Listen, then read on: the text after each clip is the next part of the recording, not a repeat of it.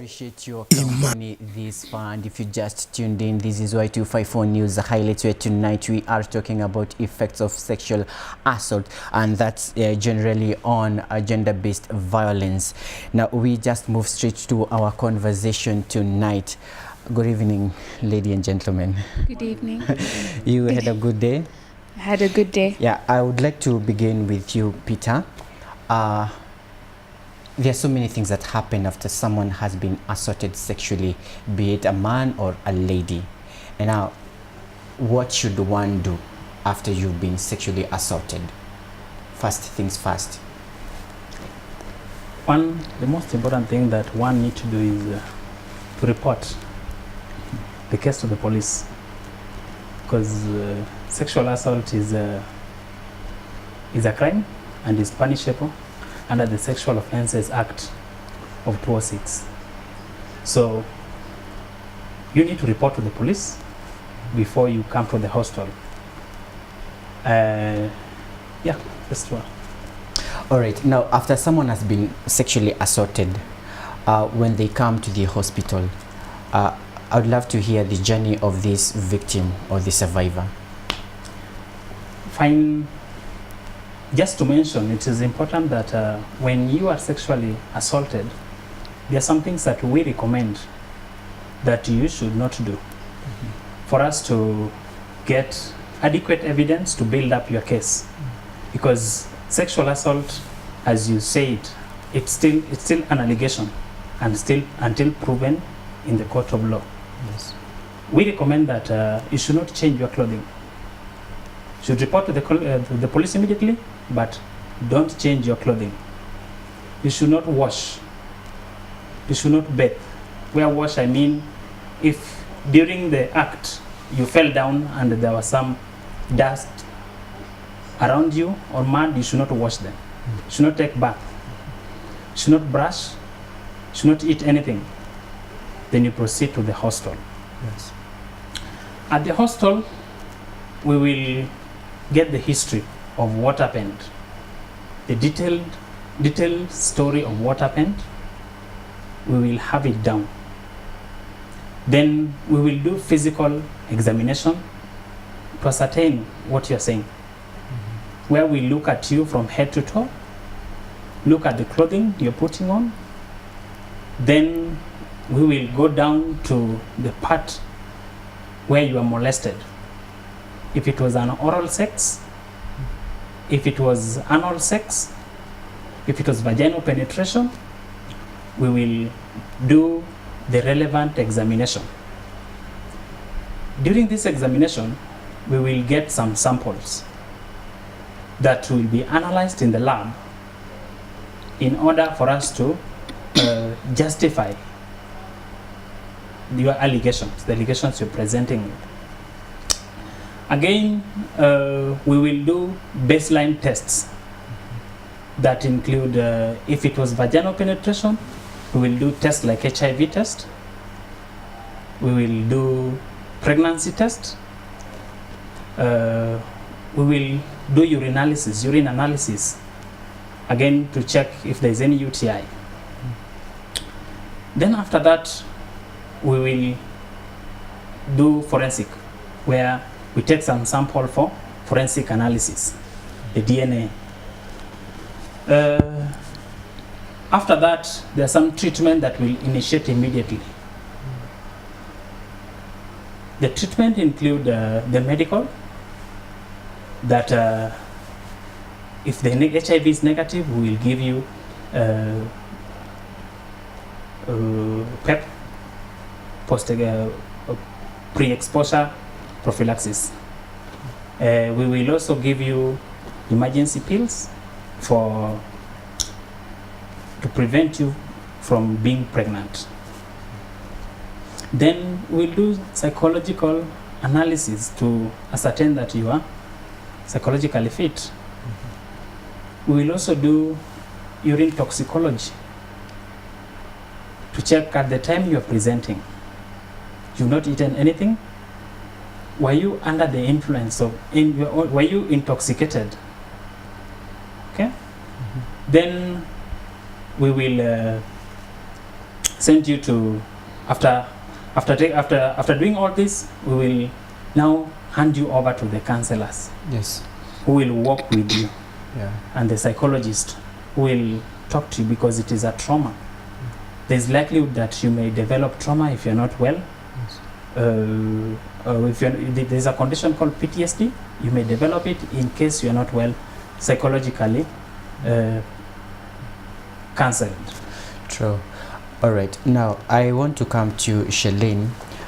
Before even we get to the victim, I want to know this kind of a person. Now, the person who has committed that crime, because any sexual assault is a crime. Now, this person who has committed that crime, what happens in their mind? As in, do we just move in to judge them, or is it something that comes, or it's something intentional? What happens in the mind of this person?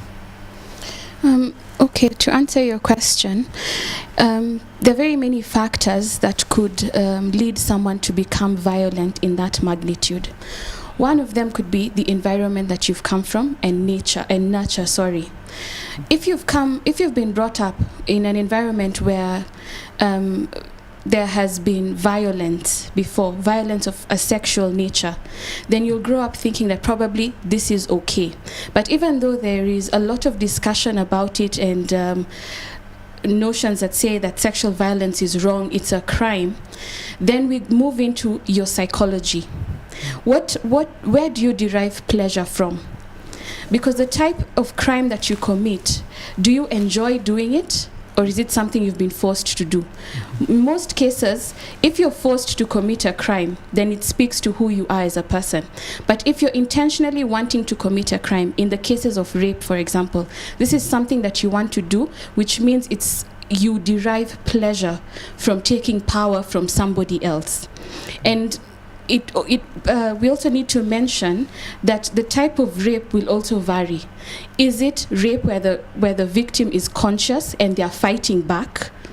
Or is the victim unconscious in cases where the date rape drug is used? Yeah.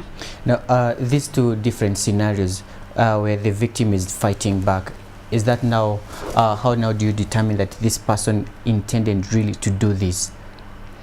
When a victim is fighting back, then you find the perpetrator is actually deriving pleasure from the process. The fighting back, the violence, the need to protect yourself gives this person a sense of power, that they're taking something away from you, that they're doing something to you and you're not able to control it whatsoever. In cases where the victim is unconscious, then it's more about being able to do what you want, when you want, with nobody objecting to it in any way whatsoever. All right. Now, I'll be coming to you on emotional things about the victim. I want to come to you, Peter, on this issue. You have tested the person or the said test.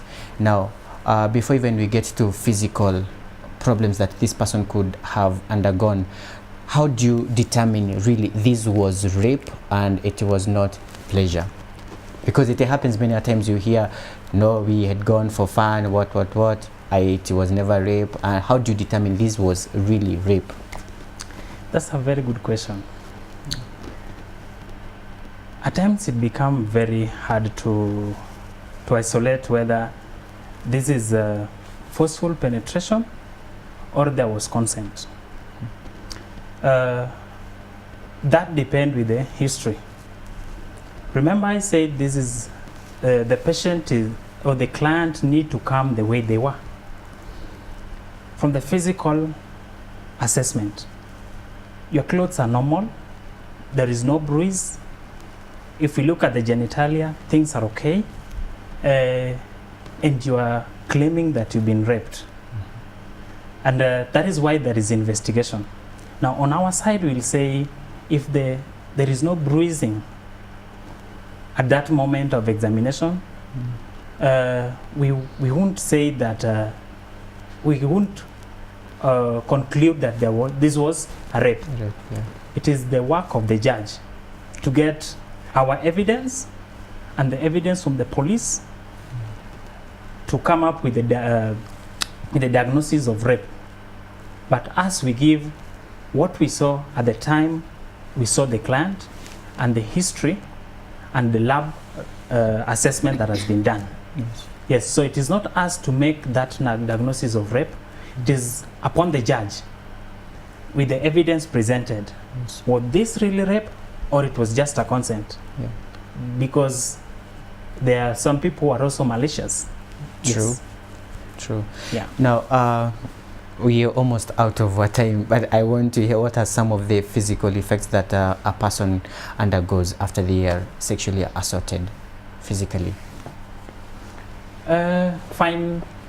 There is the trauma that you get during the act.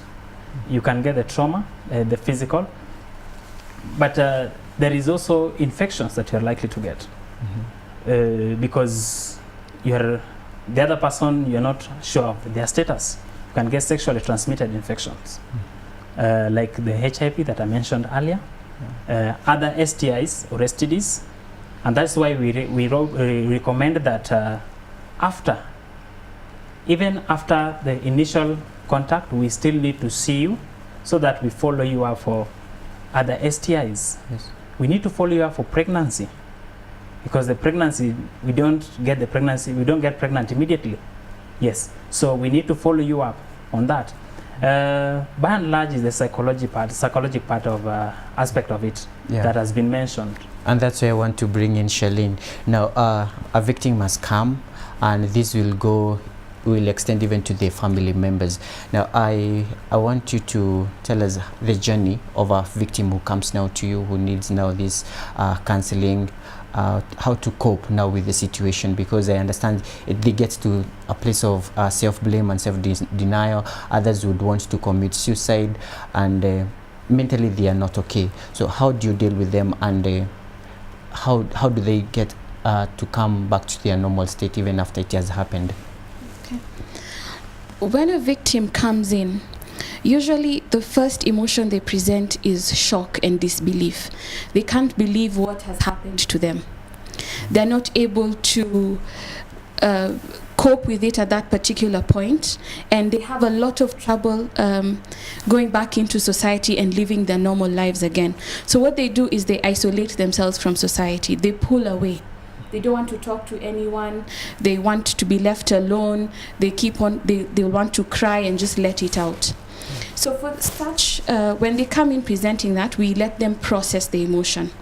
It has to be processed. You have to go through it so that you can deal with it. Right.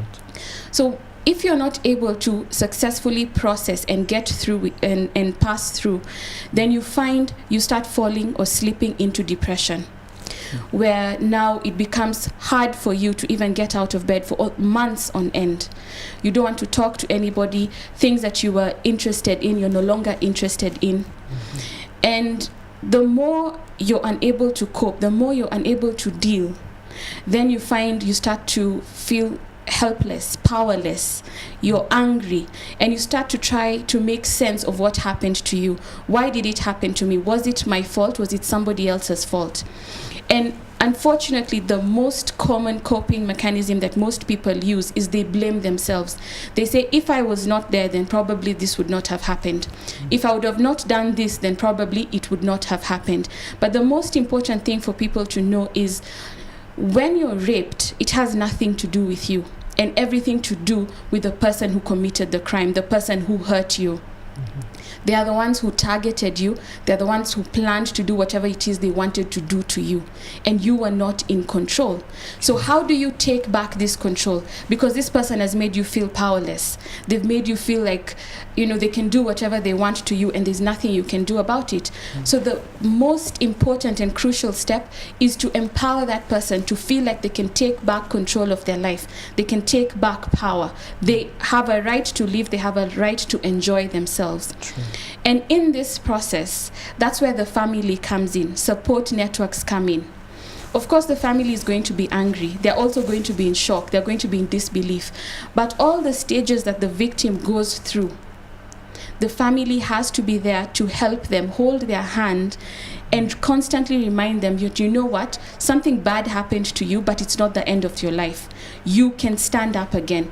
You can live. You can get past this. So that's basically what we do in a nutshell when you come into for the psychological sessions. We help you strengthen yourself, take back your power, and rebuild that will to want to live, to want to become someone great. Yeah. Now, how about mentally? Because now these people will be like, they will never be okay. Yeah. How do you encourage them? How do you deal with this kind of a person until when they will be like, they are now fine, they have dealt with whatever happened to them? For that, we do counseling sessions or therapy sessions. Yes. And for that, we talk through everything that comes out. In therapy, the counselor's biggest goal is to empower again. Because the will to want to pull yourself out of where you are mostly has to come from the victim. We are there to help you do that. So we will process the anger with you, we'll process the shame with you, we'll process the doubt with you, we will process the sadness, we will get past the isolation, and we have to go through those in steps. And while we're doing that, we're giving you coping mechanisms. Coping mechanisms to help you with everyday tasks. The first thing is we try to get you to want to do something. Remind you that you used to have fun. You used to like to do something. So why not try doing it now? So once we give you coping mechanisms, then we encourage you to practice them. And the more you practice them, the stronger you become. And the faster you start to get past the trauma that you experienced. Yeah, I just want to read one comment here from the audience out there, and I need your opinion on this. Actually, we don't have time, we have like just 1 minute, but I need to hear your comments.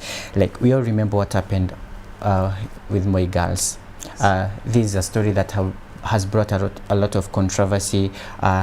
Some believe, some don't believe, and a lot is being said. Like now here, this one said, students are safe in boarding school, but students do have relationship with workers, including teachers. So if you refuse, I will read as it is, if you refuse to pay back, they take it by force. Now, is this something that happens? Is it true? You have had cases where students have been forced to do things that they don't want to do because somebody in power has taken advantage of their power. And when this is happening in schools, it's very important to have like a guidance and counseling person that they can go to, or a teacher who basically handles student affairs. Where the students can actually go express their grievances, and once it's expressed, instead of the student being stigmatized for speaking up, then an investigation is carried out, and the person who is taking advantage of the power that they have needs to face discipline action. Yeah, with very few seconds, Peter, the person who has been sexually assaulted, how long should they take before they come to the hospital? Maybe someone would want to know, should I wait for a day maybe to deal with myself? I can't face the public with this information. 30 seconds. That's a good question. Remember, I said we have up to 2 hours, but we can still get viable samples up to 7 days through the if there is vaginal penetration at the endocervix, we can still get viable samples. If it's an oral sex, we have up to 2 days. We can still do the mouth rinsing and the mouth swabs. Then the anal sex, we can get viable samples even after 3 days. So within this period, we can still get viable samples. But how many years it takes, you have the right to go to the police and report. We are living in the background of African culture, where we have attitude towards sex. You realize many of the sexual assaults occur in our society, but because of our attitude towards sex, we end up just going silent on them.